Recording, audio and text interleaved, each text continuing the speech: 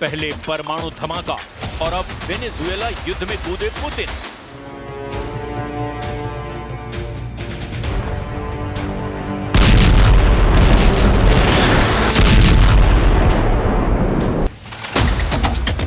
Trump के किले में घुसकर रूस लेने लगा यूक्रेन युद्ध का हिस्सा।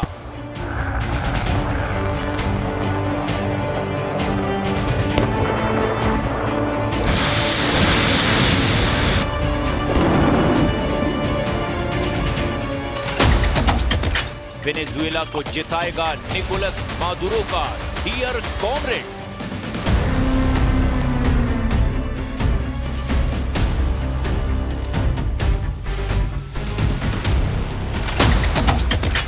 पुतिन का लाल नक्शा, धरती पर बचेगा सिर्फ एक अमेरिका।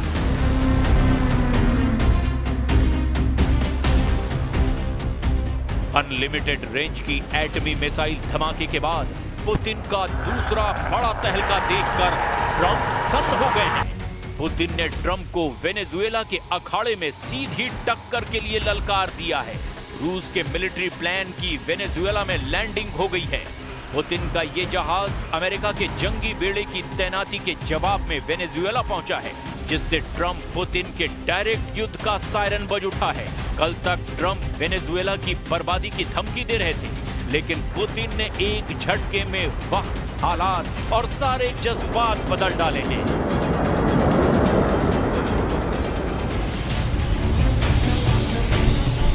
वेनेजुएला में ट्रंप युद्ध का सारा इंतजाम कर चुके हैं। अमेरिका ने भारी सैन्य तैनाती कर रखी है। अमेरिका का एटमी जंगी बेड़ा कैरेबियन सागर में मचल रहा है। सुपर पावर की न्यूक्लियर सबमरीन एक्शन मोड में है। निकोलस मादुरो को अमेरिका की भारी हथियार तैनाती ने डरा दिया था, मगर अब पुतिन से मिले साथ से निकोलस मादुरो गरजने लगे हैं। मादुरो ने ट्रंप को चेतावनी दी है कि वो युद्ध की गलती भूल कर भी ना करें। पुतिन ने मादुरो के पास कोई मामूली प्लेन नहीं भेजा। रूस का ये मिलिट्री प्लेन सीधे सीधे प्रेसिडेंट ट्रंप को चैलेंज है। मिलिट्री प्लेन की पूरी डिटेल आगे जानेंगे। उससे पहले जानिए कि ट्रंप का वॉर प्लान आखिर क्या है। क्यों वेनेजुएला को बचाने के लिए पुतिन को लैटिन अमेरिका वॉर जोन में कूदना पड़ा है।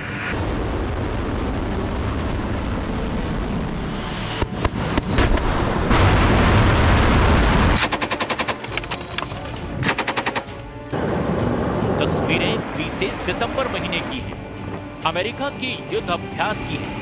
ये वॉर रिहर्सल कैरेबियन सागर और प्लूटो रिको में की गई थी।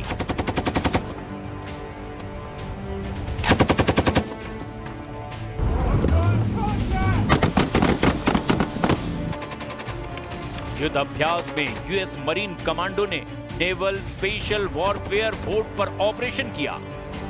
इस समुद्री युद्ध अभ्यास में US navy wasp class amphibious assault ship से जंगी ट्रेलर दिखाया गया। यूएस मरीन ने गाड़ियों को उठाने के लिए हेलीकॉप्टर सपोर्ट की ड्रिल भी की। युद्ध अभ्यास में मरीन कमांडो ने KC-130J सुपर हरक्यूलिस के साथ एयर टू एयर रिफ्यूल की ट्रेनिंग भी ली।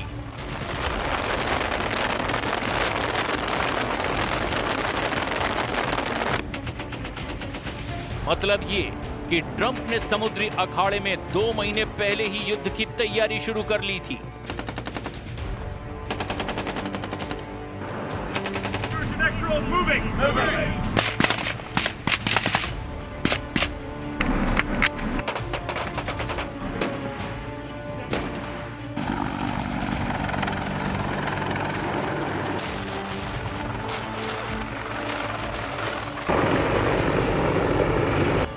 इसके बाद विध्वंसक हथियारों की एक एक करके वेनेजुएला के करीब तैनाती की जाने लगी। अमेरिका के जिन हथियारों की तैनाती के बाद पुतिन एक्शन में आए, उनके नाम भी अब जान लीजिए। पुतिन के लिए अमेरिका का जंगी बेड़ा USS गेराल्ड R. फोर्ड सबसे बड़ी टेंशन बना। उसके साथ guided missile destroyer F-35 fighter jet और अमेरिका न्यूक्लियर सबमरीन ने रूस को लैटिन फ्रंट पर जाने पर मजबूर कर दिया। 2 दिन पहले अमेरिकी नेवी के डिस्ट्रॉयर USS ग्रेवली को वेनेजुएला के करीब देखा गया। बाद में इसकी तैनाती त्रिनिदाद और टोबैगो में की गई। अमेरिका ने मिसाइल विध्वंसक यूएसएस ग्रेवली को कैरेबियाई देश त्रिनिदाद और टोबैगो में युद्ध अभ्यास के बहाने तैनात किया। 30 अक्टूबर तक ग्रेवली की मौजूदगी त्रिनिदाद और टोबैगो में रहने वाली है। त्रिनिदाद और टोबैगो ट्रंप के ड्रग कार्टेल के खिलाफ सैन्य अभियान में बराबर का साझेदार है। निकोलस मादुरो से त्रिनिदाद के और भी कई विरोध के कारण हैं, जिसकी वजह से अमेरिका ने हथियारों की तैनाती की और हाल के दिनों में कैरेबियन सागर में भयानक हमले भी किए हैं। बीते कुछ दिनों में अमेरिका ने 10 हवाई हमलों में 38 से ज्यादा लोगों को मौत के घाट उतार दिया। अमेरिका ने मारे गए सभी लोगों को ड्रग तस्कर बताया। बात इतनी भर नहीं, अमेरिका ने CIA एजेंट से वेनेजुएला के अंदर बड़े ऑपरेशन अंजाम देने शुरू कर दिए। वेनेजुएला के इंटीरियर जस्टिस और पीस मिनिस्टर डियोस्डाडो कैबेलो ने जानकारी दी है कि CIA के 3 एजेंट को हिरासत में लिया गया। अमेरिका के हथियार, एजेंट और सेनाएं वेनेजुएला की तबाही शुरू करने के लिए ट्रंप के सिग्नल के इंतजार में हैं। वहीं प्रेसिडेंट ट्रंप दावा कर चुके हैं कि वेनेजुएला से युद्ध की नौबत नहीं आएगी, मगर निकोलस मादुरो बार बार ये डर जता रहे हैं कि अमेरिका कई देशों के साथ मिलकर वेनेजुएला को बर्बाद करना चाहता है। ट्रंप ने निकोलस मादुरो पर तानाशाही के आरोप लगा रखे हैं। ट्रंप ने मादुरो की गिरफ्तारी पर करोड़ों डॉलर के इनाम का ऐलान कर रखा है। ट्रंप ने मादुरो को ड्रग कार्टेल का सरगना बता रखा है। प्रेसिडेंट ट्रंप वेनेजुएला पर 3 तरफ से प्रेशर बनाए हुए हैं। 2025 के शुरुआती महीनों में ट्रंप ने वेनेजुएला पर नकेल कसनी शुरू कर दी थी। सबसे पहले निकोलस मादुरो की कमर तोड़ने के लिए ट्रंप ने आर्थिक दबाव डालना शुरू किया। मार्च 2025 में वेनेजुएला से तेल आयात करने वाले देशों पर ट्रंप ने 25% टैरिफ लगा दिया। मादुरो को दूसरा झटका ट्रंप ने कैरेबियन सागर में जहाजों पर हवाई हमला करके दिया। इसके बाद तीसरा झटका CIA एजेंट के सीक्रेट ऑपरेशन से मादुरो को दिया गया। हालांकि ट्रंप के आगे अब भी निकोलस मादुरो झुकने को तैयार नहीं हुए। इसके बाद अब युद्ध का आखिरी विकल्प ट्रंप के पास बचा है, लेकिन पुतिन की दमदार एंट्री से अब अगर युद्ध हुआ तो टक्कर बराबरी की होगी। निकोलस मादुरो का टारगेट तब छोटे दुश्मन बन सकते हैं, जिसका इशारा उन्होंने कर भी दिया है।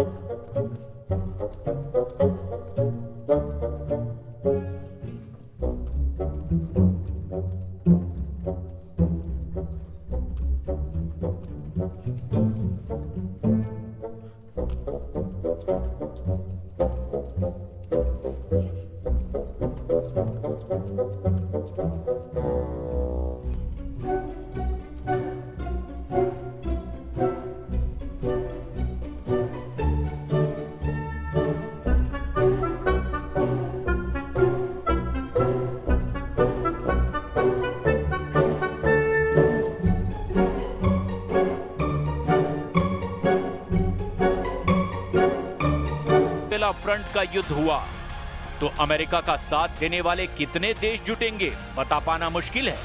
इसकी सबसे बड़ी वजह पुतिन का यूरोप और नेटो देशों को टारगेट पर लेना है। पुतिन ने यूरोपीय महाशक्तियों की टेंशन कितनी बढ़ा रखी है, इसे क्रेमलिन प्रवक्ता के बयान से समझा जा सकता है। अमेरिका के यूरोप के मददगार पुतिन के निशाने पर हैं। यूक्रेन को लंबी दूरी तक मार करने वाले हथियार देने वाले जितने भी देश हैं वही अमेरिका और नेटो के सदस्य हैं। अगर ये देश वेनेजुएला युद्ध में आए तो रूस अगले ही दिन इन्हें तबाह करना शुरू कर सकता है। शायद पुतिन इसी मौके के इंतजार में भी बैठे हैं कि ट्रंप वेनेजुएला पर हमला शुरू करें, जिससे उन्हें यूरोपीय देशों से हिसाब पूरा करने का बहुत ही वाजिब मौका मिल जाएगा। वैसे भी पुतिन ने अमेरिका के साथ प्लूटोनियम डील रद्द कर दी है, जिससे उन्हें एटमी हथियारों में इजाफा करने में अब कोई अड़चन नहीं है। पुतिन जानते हैं कि अगले युद्ध का नतीजा परमाणु हथियारों से होगा। खासकर अमेरिका से युद्ध में जीत सिर्फ एटमी हथियारों से ही मुमकिन है। पुतिन के पास फिलहाल दुनिया में सबसे ज्यादा एटम बम है, लेकिन एटम बम रखने और उसके इस्तेमाल का फर्क भी पुतिन जानते हैं, क्योंकि दुनिया में एटमी धमाके का जिगर सिर्फ सुपर पावर अमेरिका के पास है।